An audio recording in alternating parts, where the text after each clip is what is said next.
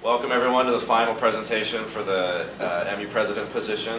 I just want to remind everyone that there are position descriptions on the back, so if you're interested in seeing what sort of the responsibilities are for this position, you can refer to that. And then there are also evaluations in the back. So you'll need to fill these out before you leave and then place them in the red box. If you're not able to complete them before you leave, I just need them by no later than Tuesday, 4 p.m.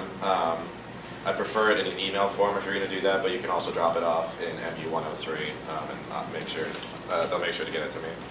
So today the candidates have been answering the following two questions. They will introduce themselves, and then they will be talking about what values do you bring as a leader, how will it influence your work in the role of the Memorial Union President. And then the second question is, the Memorial Union organization is about building community. Among its three branches, Facilities and Services, SOI, and Student Media, and the OSU campus community. The Student Experience Center will be completed in the beginning of 2015. How will this help build community? What are some challenges the organization will face bringing a new building online? What are some strategies you have that would help support the organization in overcoming these challenges? So those questions are on the back of the evaluation forms if you need to reference them. Yeah, we're just starting a little late, so don't worry about going a little bit over. But we'll have a period for question and answers after. All right. Hello, everybody. My name is Olyvia Chac, and I will be going. This light is bothering me something. But so yes, again, my name is Olyvia. I currently work in the MU basement as the assistant manager of public relations, and I will start my presentation now. So, welcome to my world. I am going to be graduating as a fifth-year senior next year, majoring in public health, class of 2015, and I'm also minoring in psychology. So organizations I'm involved with, I'm actually currently a NUF fellow, and NUF stands for the National Undergraduate Fellowship Program, and that is heavily influenced or involved with student affairs, which is some of the student leadership, and like ASOSU is a large student affairs related area. Sorry, it's a little hot up here. I'm also heavily involved with the Vietnamese Student Association. This will be my fourth year in VSA, and keeps getting better and better every year. And I'm also involved with UNAFSA, which is the Union of North American Vietnamese Student Associations, and that serves all VSAs through all colleges and universities throughout the U.S. And you can see here, I like hashtags. So all my friends that know me, I am trying to start this new trend called hashtag leadership is sexy. And that's based off of hashtag reading is sexy. And that is kind of promoting people to read more. And what I'm advocating for as a future student affairs professional is leadership. So how do students get involved? Why should students get involved? And what are the benefits of that? And then I put hashtag shenanigans because I always, I like to do everything and anything because I'm kind of like a kid in a candy store and I get distracted really easily. You know, you have that friend that says, "Ooh, there's a squirrel." And you're like, where's the squirrel? So I'm that person who gets easily distracted, but it's all in fun. And then my friends also know me as, I make these really weird faces. They're kind of funny and entertaining. But this was recently at the NASPA conference, which is a program that hosts the NUF Fellows program. That was fun. So the 3 A's of awesome. This is my personal philosophy. This is a book written by Neil Pasricha, and it's a book about, it's called The Book of Awesome, and it's about how we are so consumed in our everyday lives as, as an accountant, as a manager, as a market associator, whatever your position is, and we kind of forget the simple pleasures of life. And what Neil Pasricha emphasizes is little things are awesome. So he wrote this book based on a blog about 1,000 awesome things. And one of those things was when you put on a new blanket you take out of the dryer. That's good to me. But his 3 philosophies, or 3 A's of awesome, is attitude. So attitude is all about the effort you put into your work ethic. If you have a good attitude about something, the output of your work ethic will be where you want it to be. But if you put in less effort than you should, it might not turn out so well. Second is awareness, and this is kind of more of like optimism. So you should be in your environment, questioning everything, being curious about everything constantly, because that fuels you. It fuels me to strive to learn more. And authenticity, which is really important to me because I think that everyone is unique in their own way, individuals. And I think it's just when you have a title associated to your name saying, oh, I'm the assistant manager of public relations, there's some connotation behind it, like, oh, you should behave this way, you should behave that way. But in reality, you should just be yourself and still complete the work and initiate the work that the position description puts you in. So some of my goals and ambitions is like overall goals. So one of my leadership goals throughout next year and also for the rest of forever is to define the term different. What is different and what is diversity in comparison with different? I like to think of diversity not as related to race, but diversity as in social economic status, gender, sexual orientation, location, where you grew up, your culture, your religion, other things than just race and ethnicity. And then as a leader, and how can I, or we as a community, because I don't like to do things alone, I like to do things in a team setting.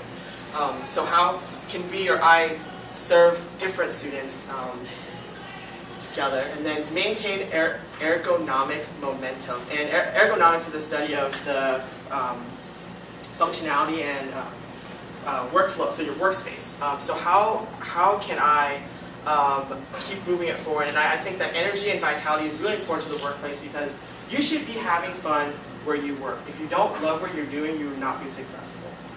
And then my other goal is to keep increasing community within your workplace.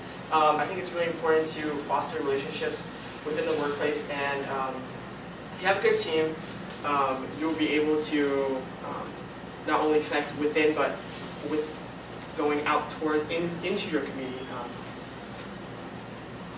So my adopted leadership style, which I really like, which Tori emphasized earlier, touched upon, is servant leadership. And this model was created by Robert K. Greenleaf, and I'll read this quote to you. The servant leader is servant first. It begins with the natural feeling that one wants to serve first. Then conscious choice brings one to aspire to lead. And that resonates with me because I think there are leaders everywhere. Even though there are small roles, there are big roles, there are potential leaders everywhere. And there's a constant debate between nature and nurture, or which came first, the egg or the chicken, something like that. But in this case, to me, I believe that any type of leadership, as well as servant leadership, is nurture. I don't think that anyone is born with natural leadership skills. It's not innate. It's something that you learn to build and kind of really create and keep developing throughout your life. And then lead from the front or back. I think leaders are everywhere, whether you're in the back helping with production. We need those people in the back to help us put forward a good front or a good production. So steps of servant leadership. There are actually 10 steps of servant leadership, but these are the 5 that I really think that I follow a lot, and it really resonates with how I work. So the first is listening, and role flow kind of relates to just conscious psychological flow. So I think sometimes it's just better to listen, just to sit there and listen, because if you are just talking all the time, you're gonna let the other person get a chance to talk. And so how will I know how I can serve different types of students if I don't let them talk about what they're feeling inside? Next one is conceptualization. So this is a good friend told me this, plan for failure.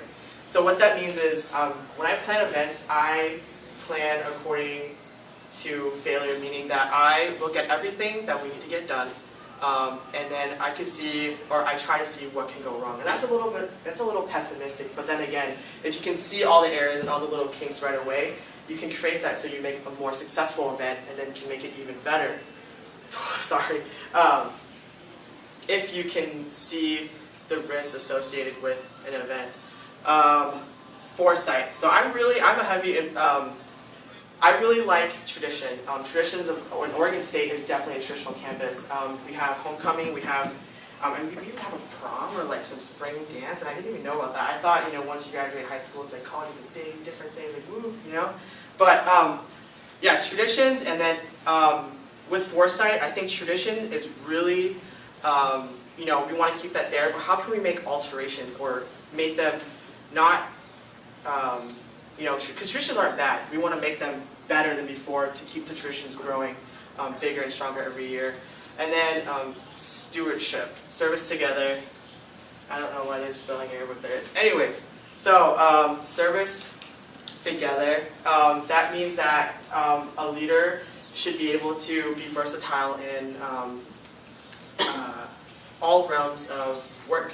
And I think for myself as a servant leader, I'm willing to do anything and everything that gets us to have a successful event, whether it's like washing dishes in the kitchen after a cultural event, or cutting out little paper cutouts for like 3 hours. I would do anything and everything to get where we need to get, and I don't really care if I don't want to do that for 3 hours. It doesn't matter. The point is that in order for us to have a successful event, I need to sit there and cut paper for 3 hours, and I'm willing to do that. Commitment to growth, productivity. I think that it's really important to continue to continue to say, okay, we did a good job, but how can we make this bigger, better, and stronger? And I think that's really important to emphasize within the workplace and the community. So strengths. Strengths I have, adaptability and resourcefulness. I'm very keen on working with very little, a little budget, very small budget, especially in the basement for my position. But I try to make I make do with what I have. Let's just say that, and especially this is very important in an emergency situation. I think it's very easy for me to respond to know what to do, because the number one thing when an emergency situation happens is safety. So how are people going to be safe? How can I make people stay safe? And what can I do to make the situation less severe? Visualization. I am very imaginative, and I like to think really, really big sometimes, and I have so many different ideas, and I just jot everything down that I kind of, forget that maybe I should slow down. But visualization is good because I like to think outside of the box. I don't really think, the box is only so big, and you can only take so much stuff out of it. So what are you going to do when the box is empty? You got to start taking things outside of the box. Developer and visualization kind of go along together. I think that the more you visualize, the more you begin to develop stronger and bigger ideas. And then I don't know why, but I really like high stress environments. It's just that adrenaline rush that, especially during like big production days, or when they're, I don't know why. I never worked in retail before, even throughout high school, and I never knew why I did it, because I really like that just like rush, like during Black Friday or during, Dixon had that crazy smoothie sale yesterday, and I was like, man, that's $2 smoothies. Wow, that's a rush. And then, but in the basement, luckily during Mom and Dad's weekend, I'll be plenty busy. So I really like high stress environments. And then effective conflict management. I think this is really, really important because you're going to work with people. Even though you're a custodian, you're going to work in a building, you're going to be using chemicals, you're still dealing with people, because the facilities you're responsible for are for other people to use. So how can you mitigate conflict? How can you successfully have a conversation with someone who's extremely angry, because when people are extremely angry, they're not going to listen to you. But how can you accommodate and mitigate the severity of the conflict in order to have a positive resolution? And then individualization. Individualization is, for me, I think everyone is unique. Everyone has different needs, different skills, and I just really think that it's important to know that not everyone is the same. Yes, we're in the College of Public Health, but that doesn't mean I'm going to take the same classes as you. Let's see what classes you really need to take and what you don't need to take. It's really critical to highlight that people are, there's a variety of different people. I'm sorry. So, thirsty. That can go either way. What I mean by this is that I am constantly, always wanting to know more. And if I see something that I like or catches my eye again, I get distracted very easily. So I'm just like, oh, what's that? Can you tell me more about that? Can you tell me about ASOSU and how they're planning to do this, this, and this? I really like the accessibility model. That's really interesting. I'll talk about that later. And so, I mean, the good thing about this is that I feel like I never can get fully satisfied or quenched. That's the right word, quenched with my desire to learn, absorb, and continue to grow. Values. So these are some of the values that I really, really think are really critical, not only in my success, but for student success. So tradition, again, Oregon State is very traditional, and I think it's important to emphasize that how did we get here? How did I get here? How did everyone else get here? And tradition is really important to emphasize and keep growing because the people who sacrifice, there are people who sacrifice for us to be here today, and it's really important to continue to do that and emphasize that. Internal operation stamina, and that kind of resonates again with ergonomic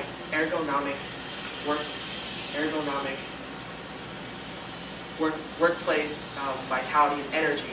And I think it's really important that the community you work in needs to constantly be stimulated, needs to constantly be positive, needs to constantly have that stamina to withstand anything that comes into their environment, especially rudimentarily like a threat or a conflict. How can you remain that energy to keep going? Because as you know, disasters or trouble comes in 2s, 3s, sometimes 4s, 5s, you name it. But how do we as a group stand together and keep going even though we face different challenges all the time? And again, stewardship. I think it's very important to know that any task you do is not a wasteful task. You might think, oh man, watching like 2 hours of How I Met Your Mother is really wasteful, but technically it's not. You're taking your break to let your brain rest. So I don't think anything is a waste of time. And even just going back to the other example, cutting paper for 3 hours for an event, I wouldn't mind doing that. It's actually pretty fun, except when you get paper cuts. Ancestry. Again, I'm a really big believer in that we should always honor those who came before us and who are going to come after us. So I really value and respect elders, especially in my culture, and to continue to always remember our forefathers and foremothers. Altruism, giving back is extremely important. And a quote that I recently saw it reads, it's not about how much you take, it's about how much you give. And I think it's fun to give because if I can make someone happy by giving them a piece of paper in class when they forgot their notebook, or buying someone coffee, a random stranger at the cafe, a coffee because they forgot their wallet. I mean, I think the simple giving back like that is just, it makes you feel good. Blank canvases. What that means is I really, really, really admire, especially the younger students, like freshmen, sophomore, juniors, I mean even seniors that have that are blank canvases. They don't have any experience on them. They don't have a single dot of paint on them. And something good about blank canvases is that because they're not exposed to anything, at the end of their time, at wherever they end up, there's going to be a beautiful picture drawn because they start off with a blank canvas. And I think that the experiences they have, all the career goals they have, they set, and all their college experience is just going to create a beautiful picture at the end of it if they come in as a blank canvas. And then mental health. Mental health is extremely important, and I think the brain controls everything, because it does, scientifically, and I mean spiritually as well. Mental health is something that is on the rise in America among specific minority populations, specifically in the API community, and also among college students. College students are showing rates of poor mental health because of all the stress. And I think that you need a clear mind in order to do all of these and to do anything in life, really, because if you don't have the strength, the will, or the belief in yourself, you can't really get anywhere and get really far without that. So this is a chart of the Memorial Union organization as it will become. Right now, it's currently this, pieces of paper, or pieces of the chart that are separated. So, oh, my clicker. So what I mean by this is currently, this is going to be in the new SEC, all these buildings, right? But right now, under the Memorial Union, the basement is still here, but the craft center is actually in Snell Hall. Greek Life is in Snell Hall, Coalition, CCE, Student Sustainability Initiative, most of this and this is in Snell Hall. And when you have a division like this, people start to say, well, you know, ASOC is not part of the Memorial Union, they're in Snell Hall, but technically that's not true. It's MU East, that's Snell Hall, and we always forget that. And students who constantly go to these certain organizations, especially most of these that are in Snell Hall, they forget that it's part of the Memorial Union. And so, luckily, we have the Student Experience Center that will be opening in 2015 that will kind of bring everyone back together and put the pieces of the puzzle back. So I like to think of the Student Experience Center as the temple of leadership, so like a student involvement mall. So the way the SEC is going to be built, I'm not sure if too many of you saw it, but once you walk in, there's going to be a staircase that goes like this. And you can see all of the organization's office spaces outside. And so I think the Student Experience Center is going to be a good one because when students come inside, they can see all the organizations and go up there, go into the office and visit. And then I like to play with words, so I base this off the sisterhood of the traveling pants. But siblinghood of the traveling deflated boxes. And what that means is, again, I was talking about thinking outside of the box. So, and also education outside the classroom, which is really important. And I think the SEC is a really big component in student leadership and student involvement. In fostering student involvement and education outside the classroom, and just something else to do besides math, homework, or physics, because I don't like doing that for 3 hours every day. And then headquarters are the bat layer, as I like to call it, because for me, in the basement, we have to go to Snell Hall to do most of our paint jobs, or we have to go to Snell Hall to get tools. We have to go to some other building on campus to get something that we need that could be readily available for us. So having that headquarter or bat layer, the bat cave, like Batman, okay, is really important in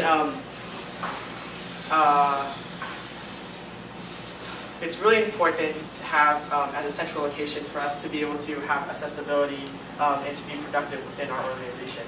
And then I put Legos because after the SEC is built, these pieces of paper or the separation of offices will be back together, and you can take them apart and build them, collaborate, but at the end of the day, they're all still going back in the same bin that you put them in, that they came from.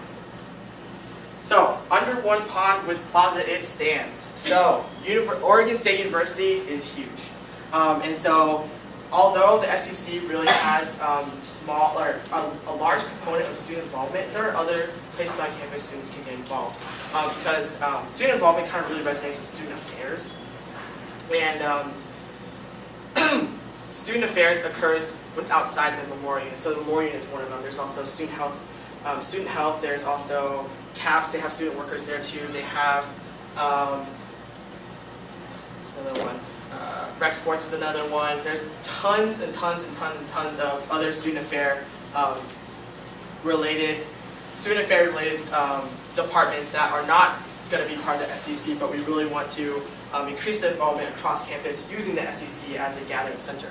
And then capacity volume, there will be more spaces for functioning, events, cultural events, practice rooms, a multi-purpose room for practice rooms, and then collaboration. So I think it's really important to have collaboration within your department, and since all of the offices for student involvement are going to be in one area, collaborating within departments is going to create conversation, dialogue, more community bonding, and really more successful production of kind of student leadership. Because I like to know who I'm working with. I like to know where Tori's office is. I like to know where Taylor's office is. I like to know where Corinne's office is, And so That's really important. And then challenges. There will always be challenges with innovation. I think the first and foremost will be reformation, reunification.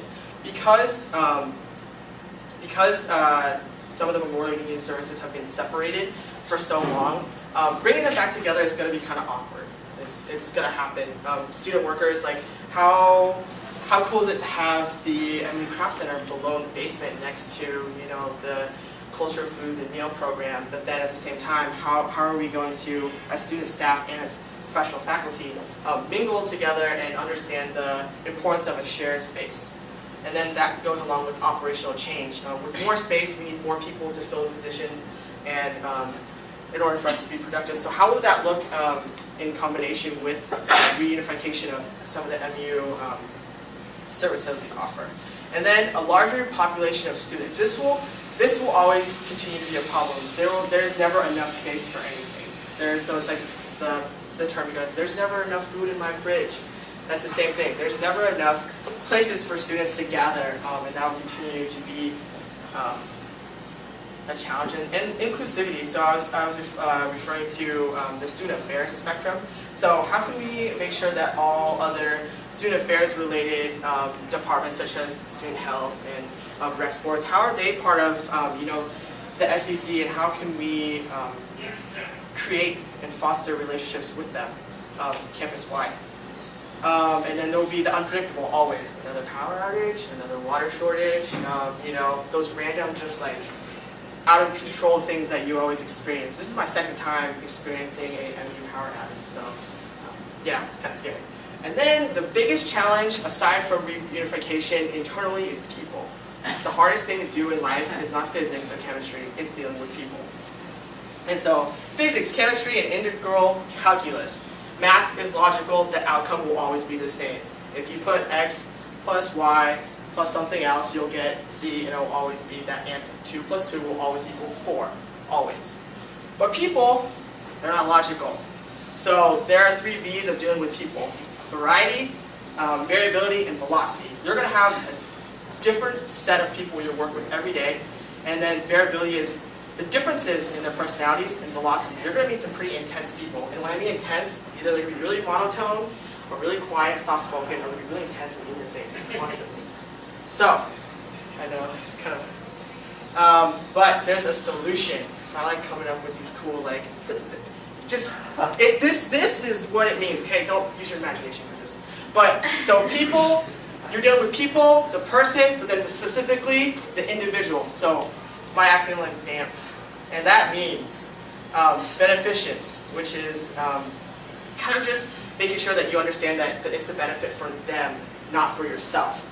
Accommodation is another one that some people only think of accommodation as like you stooping down to their level, but that's actually not. If there's a service that's not available within your services, you're more likely to say, oh, well, we don't have this. Maybe you should go across campus to there, and it's going to accommodate their needs and working with them. Mitigating is extremely important because if they're causing a scene in the middle of your facility and other people are coming in, they see this scene like, what do they call it? I'm gonna cause a scene. So you want to put the scene behind a closed door or wherever you can find a perfect space for that and reduce the risk. And then foster. Foster. So I couldn't really find a really good word to put that's something. But you know what I mean. So I couldn't really find a good word to fit there, but foster is actually good because if you meet with these individuals and they're kind of frustrated, they're upset. I've actually met some really cool people in a heated argument, if that sounds really awkward to you, but I have. And you kind of just build a little bit of like relationship with them when you see them on campus, and you kind of help them solve their problems.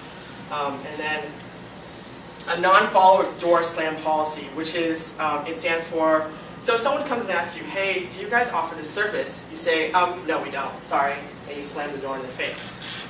But I'm a follower of open arm policy, meaning that if they ask you, do you have this kind of service? Like, no, but you put your arm around it, but I can show you where it is, and you take them to that area. And that actually is a really big MU model. I feel that everyone I've met in the MU has been really helpful. In MU, I mean Snell Hall too. ASOSU, you're all included. Even the student workers and the professional staff, they're really keen on just saying, I really can't find that, let me help you find it. I've never had a door slammed in my face before, ever. Yeah. Oh, man, that's what that's. Okay. Yes, so my role as MU president. Am I almost done? I think I'm almost done, so we're almost getting there. So, departmental relations, union ties. I base it off of family ties. Okay. So I really think that the people you work with are extremely important to build a relationship with. Yes, you choose yourself whether to keep it professional or laid back or whatever you want to call it. It's your office culture. But knowing your people you work with, relying on them, knowing that they got your back, that is extremely important. I know my guys got my back right there.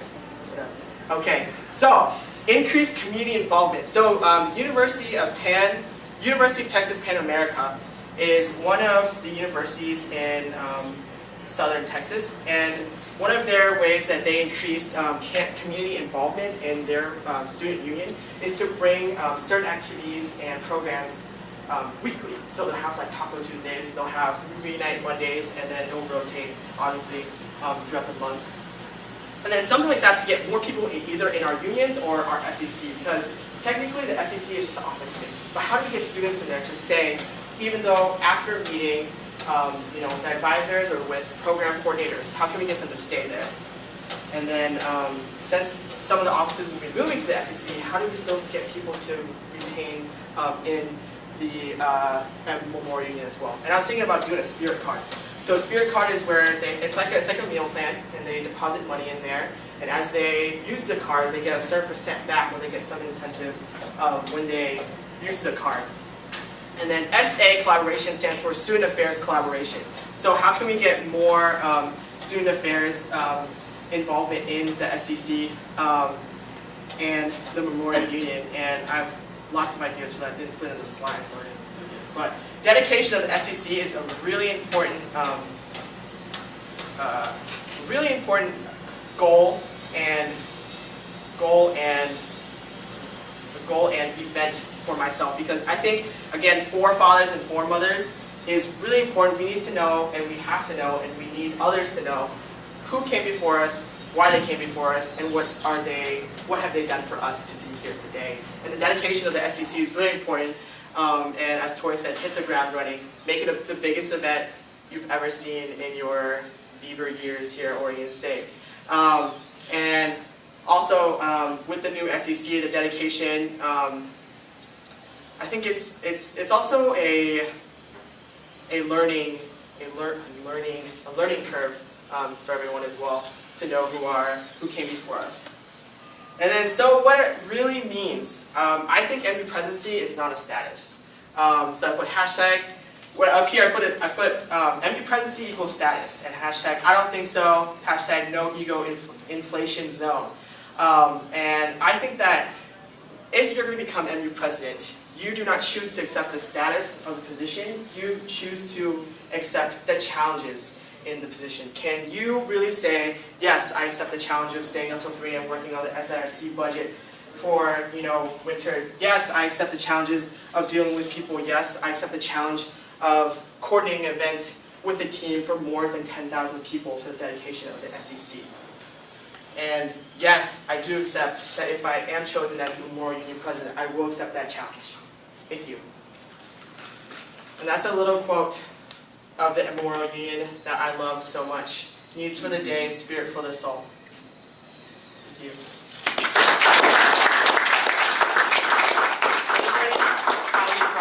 Questions? Sorry. Anybody? Questions? Yes. You mentioned that you tend to get distracted easily. Mm-hmm. So how do you feel like you can bring that focus back to that primary goal. problem, event? So my brain is really, I have a big head, so my brain is always everywhere. But a good thing that I do is that I think of big ideas, but how are they relatable to my area of focus. How is it relatable to the basement? How is it relatable to anything that I am currently doing in my position?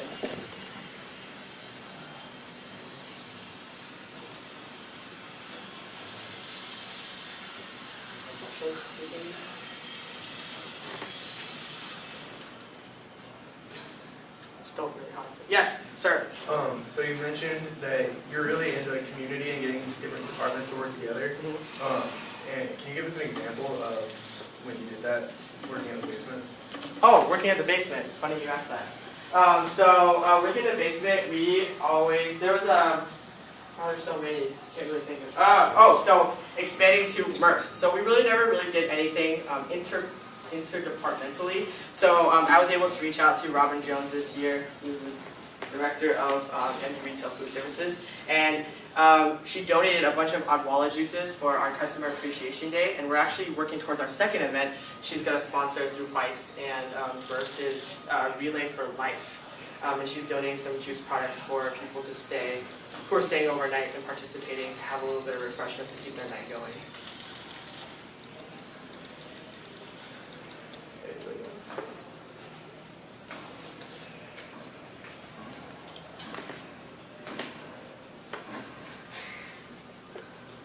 Clap again.